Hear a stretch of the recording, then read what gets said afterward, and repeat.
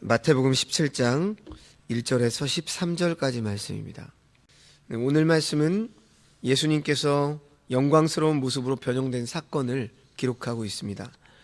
먼저 1절 말씀 보면 엿새 후에 예수께서 베드로와 야고보와 그 형제 요한을 내리시고 따로 높은 산에 올라가셨다, 이렇게 말씀하시면서 2절 3절 말씀 보니까 예수님께서는 먼저 그들 앞에서 변형이 되셨다, 이렇게 기록합니다. 예수님의 변형되신 모습은 이제까지 제자들이 한 번도 보지 못했던 모습이었습니다. 예수님의 변형되신 모습이 어떠했냐면 본문을 보니까 그 얼굴이 해같이 빛이 났으며 옷은 빛과 같이 희어졌다, 이렇게 기록하고 있죠. 평행구절인 마가복음 9장 6절 말씀을 보시면 그 변형되신 모습이 얼마나 영광스러우셨던지 제자들이 두려워서 헛소리를 할 정도였다, 이렇게 기록하고 있습니다. 예수님의 변형되신 모습은 마치 모세가 시내산에서 하나님으로부터 십계명을 받을 때의 모습을 연상케 합니다. 출애굽기 34장 29절에서 35절 말씀을 보시면 모세가 시내산에서 하나님께로부터 십계명이 새겨진 돌판을 받고 백성들 가운데 내려왔을 때 그의 얼굴에 광채가 났죠.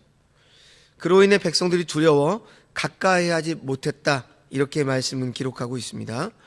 이처럼 예수님은 새 제자들 앞에서 영광스럽고 신령한 놀라운 모습으로 변형이 되셨습니다. 이러한 모습은 예수님께서 단순한 인간 이상의 존재이심을 보여주고 있죠. 또한 영광스러운 천상적인 존재임을 보여주고 있습니다. 그러면 예수님께서 왜 새 제자들에게 변형되신 모습을 보여주셨을까요?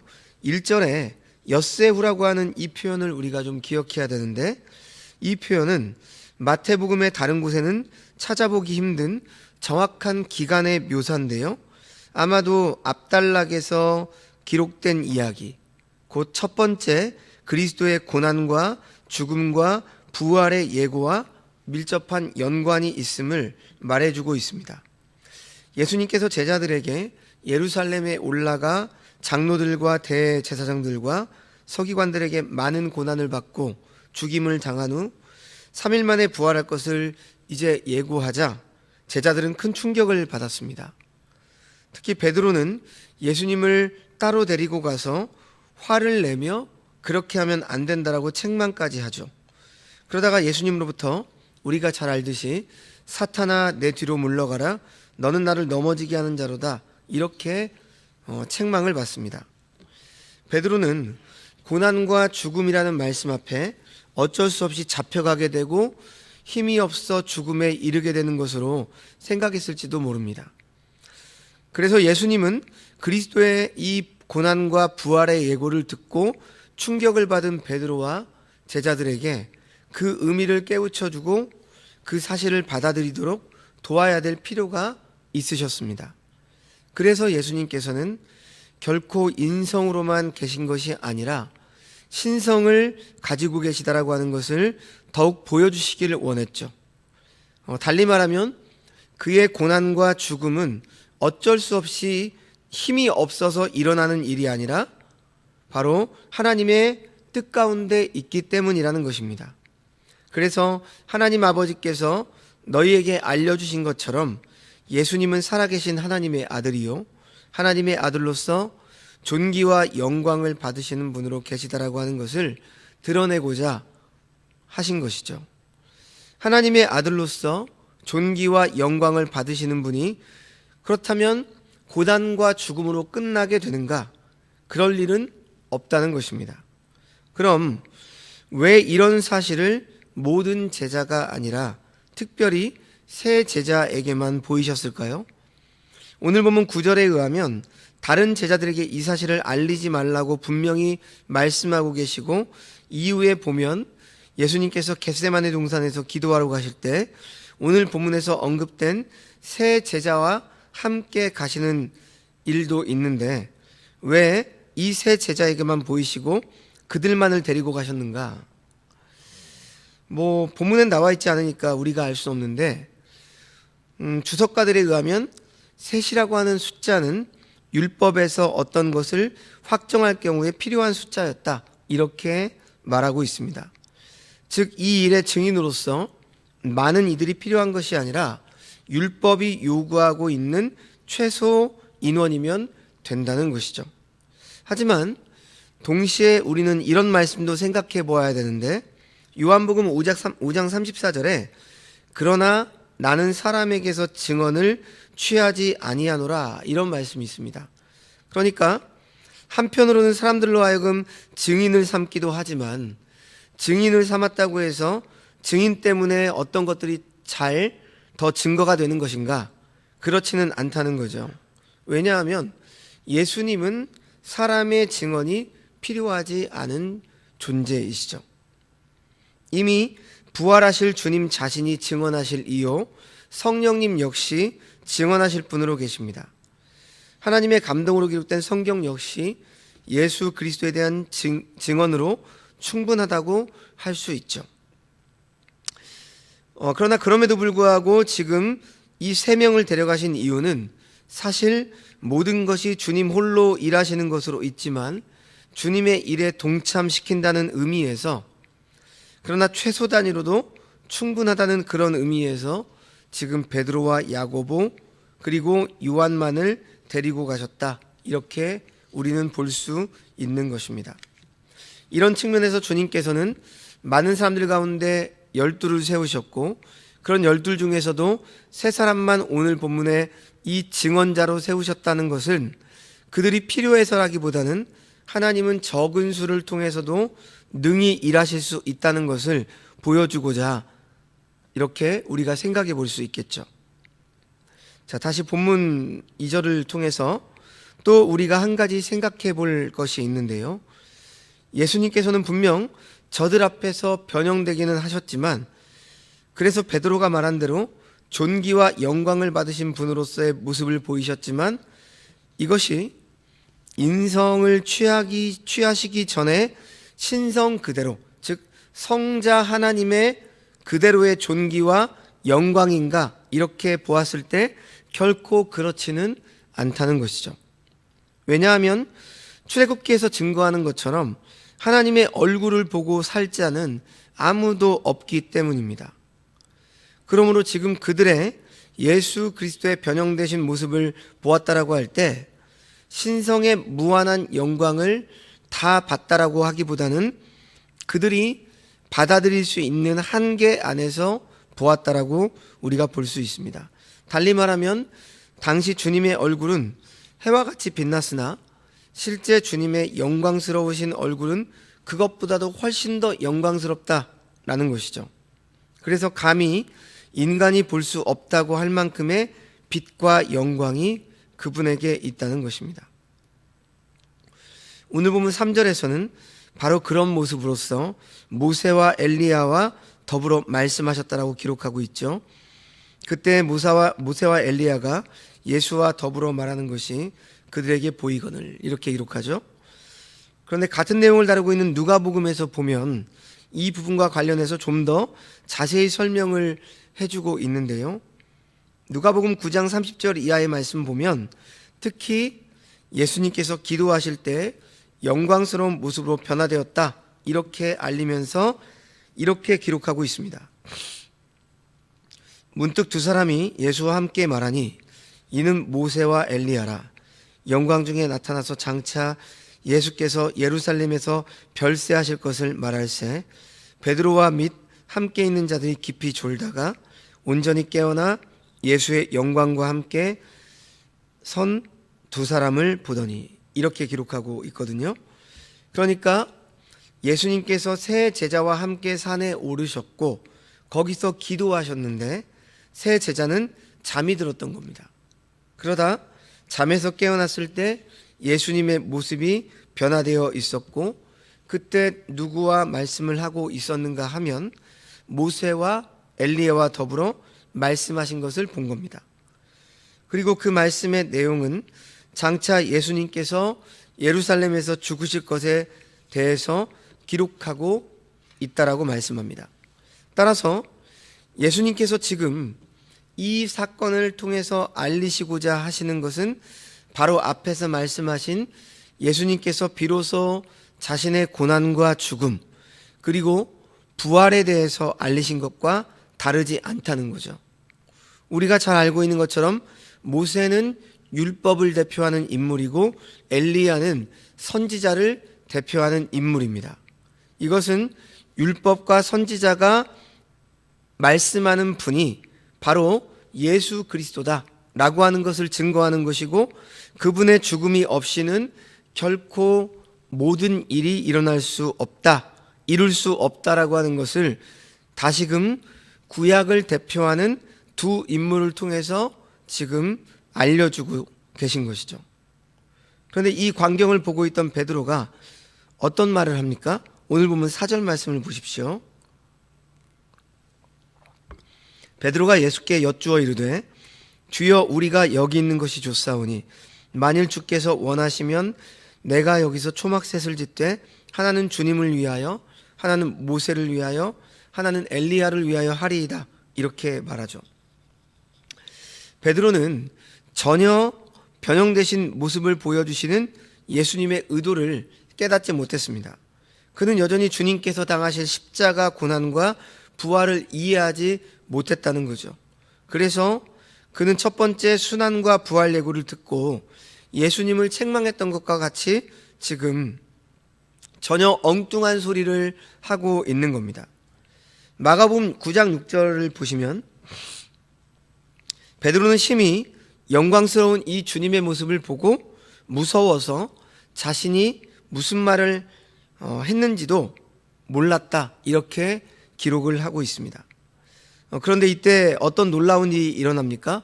5절 말씀 보니까 말할 때 호련히 빛난 구름이 그들을 덮으며 구름 속에서 소리가 나서 이르시되 이는 내 사랑하는 아들이요 내 기뻐하는 자니 너희는 그의 말을 들으라.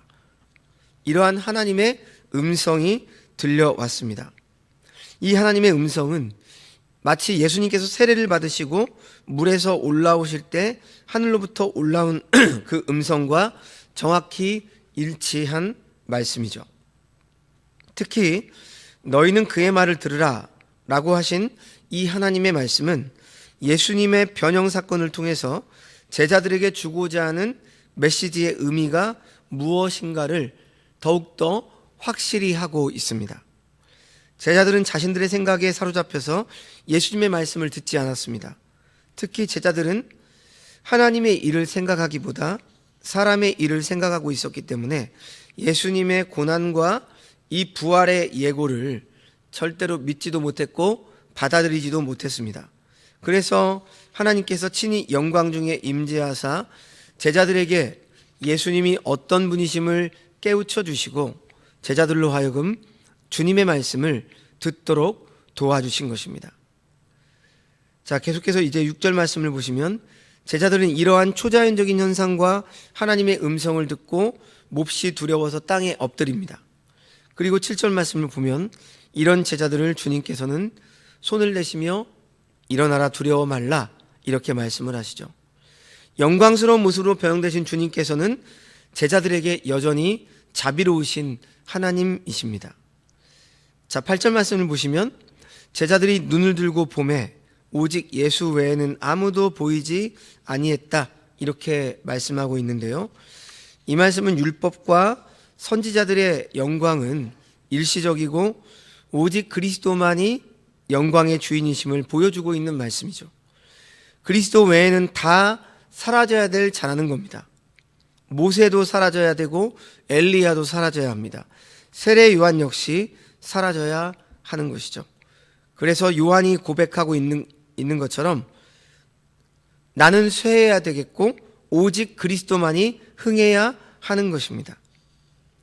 자, 9절 말씀 보시면 이제 예수님은 산에서 내려올 때 제자들에게 인자가 죽은 자 가운데서 살아나기 전에 본 것을 아무에게도 이르지 말라 경계하셨습니다. 그러자 제자들은 한 가지 의문이 생겼습니다. 서기관들이 말한 메시아가 오기 전에 엘리야가 먼저 와야 한다는 가르침이 어찌 된 것이냐고 10절 말씀에서 묻습니다. 그러자 11절과 12절 말씀 보시면 주님께서는 엘리야가 이미 왔지만 사람들이 임의로 대우했다, 이렇게 말씀해 주셨습니다. 그리고 마지막 13절에 그러자 비로소 제자들은 그 엘리야가 세례 요한인 것을 깨닫게 되었다. 오늘 본문은 이렇게 말씀을 맺고 있습니다. 자, 그래서 말씀을 이제 정리하면 오늘 변화산에서 예수님께서 거룩하게 변형되신 이 사건이 그렇다면 제자들에게 어떤 의미를 가져다 주었을까요? 이것을 이해하기 위해서는 우선 변형되신 사건 전후의 상황에 대해서 우리가 생각하고 살펴봐야 합니다. 특히 16장 마지막 말씀인 27절과 28절 말씀을 보십시오.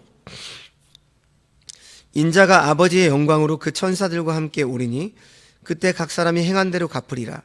진실로 너희에게 이르노니 여기 서 있는 사람 중에 죽기 전에 인자가 그 왕권을 가지고 오는 것을 볼 자들도 있느니라.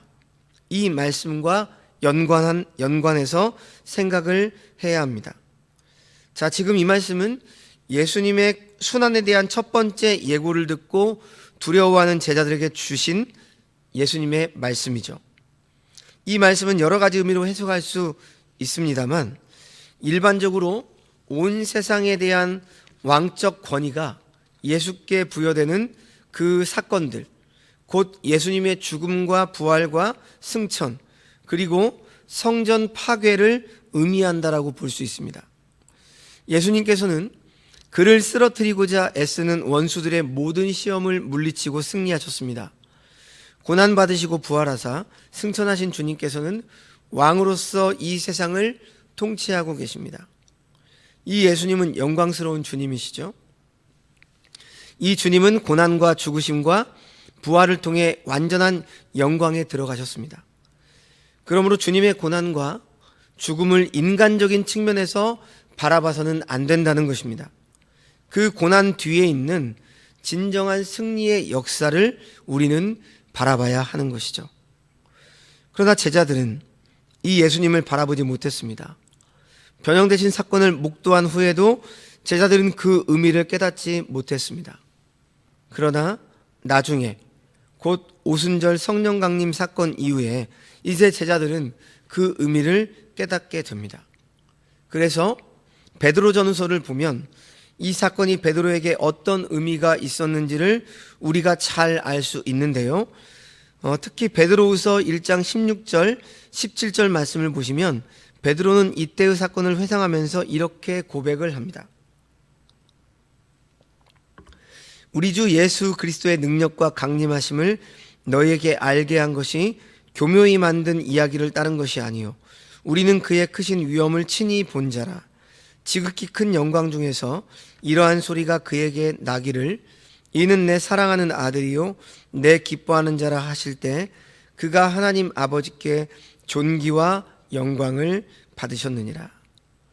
자, 이 말씀을 보시면 베드로가 변형되신 모습을 본 그 사건이 얼마나 그에게 큰 영향을 끼쳤는가를 알 수 있습니다. 베드로는 나중에 예수님의 부활과 재림의 영광스러움을 이 변형되신 사건을 기초로 깊이 깨닫게 된 것입니다. 베드로와 제자들은 예수님의 부활과 영광스러운 재림을 깨닫고 확신하게 되었을 때 이제 그들의 삶은 완전히 180도로 달라지게 되었습니다. 사도행전을 보시면 제자들, 즉 사도들은 그리스도를 위해서 능욕받는 일을 특권으로 여겼고 기뻐하며 감사했습니다. 고난 앞에서도 담대했으며 결코 비굴하게 타협하지 않았습니다. 그토록 미련하게 보이고 거리끼는 십자가를 담대히 선포하며 다녔습니다. 초대교회 순교자들도 주를 위해 고난받고 죽는 것을 무한한 영광이요 상급으로 여겼습니다. 성도 여러분, 이들이 이렇게 세상이 감당할 수 없는 삶을 살 수 있었던 것은 십자가를 고난의 관점에서 보지 않고 존귀와 영광의 관점에서 보았기 때문입니다. 특히 베드로는 예수님의 부활과 영광을 이 변화산에서 경험했던 이 사건을 통해서 깊이 이해하고 깨닫게 된 것입니다. 그렇다면 오늘 본문, 이 변형되신 사건이 오늘날 우리에게 주는 교훈이 무엇입니까? 바로 이것이죠. 우리의 고난과 죽음은 끝이 아니라 영광스러운 완전한 승리로 가는 한 과정에 불과하다는 것입니다. 우리가 주님과 같이 최종적이며 완전한 영광에 이르기 위해서는 반드시 이 땅에서 고난과 죽음의 과정을 거쳐야 한다는 것이죠. 우리가 고난과 죽음 뒤에 있는 이 완전한 영광을 바라보게 될 때 베드로와 같이 우리의 삶도 완전히 달라지게 될 것입니다. 이 땅에서의 삶이 달라지게 되는 것이죠. 이 땅의 다른 것들을 영광 삼지 않고 우리가 신자로서, 하나님의 자녀로서 말씀에 따라 순종하며 자신을 부인하고 자기 십자가를 지고 걸어가는 그 삶이 바로 영광의 삶이다 라고 하는 것을 알게 되는 것입니다.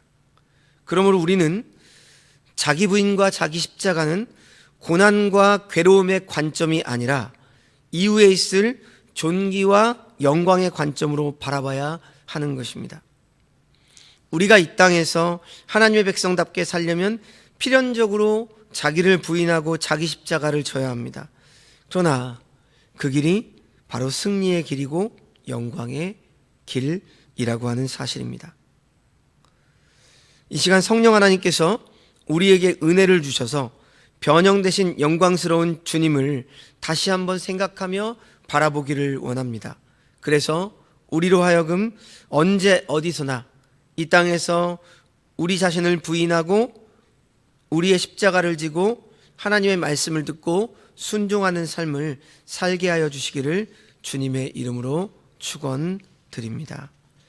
기도하겠습니다. 살아계신 하나님 아버지, 우리에게 독생자 예수님을 보내주시고 십자가 대속으로 구원해 주신 그 은혜에 감사를 드립니다. 주님은 제자들에게 영광스러운 모습을 보여주셨고 그 놀라운 임재 속에서 두려워 떨고 있을 때 두려워 말라 어루만져 주십니다. 우리도 주님의 영광을 이 땅 가운데 살아가며 체험하기를 원합니다. 그 영광 앞에 두려워하며 하나님을 경외함으로 주님의 몸된 교회와 하나님 나라의 사명을 감당하게 하여 주시옵소서. 그리고 무엇보다 우리가 주님의 자녀요 제자로서 이 땅에서 주님이 걸어가셨던 길, 자기 부인과 자기 십자가를 짊어지고 살아가게 하여 주옵시고 이 모든 것들을 고난과 괴로움의 관점이 아니라 장차 우리에게 주어질 영광의 관점에서 바라보며 인내하며 희생하며 살아가게 하여 주시옵소서. 오직 예수 그리스도가 주인이 되시고 다스리시는 우리의 삶과 이 땅의 교회들이 되게 하여 주시옵소서. 모든 말씀 예수님의 이름으로 기도합니다. 아멘.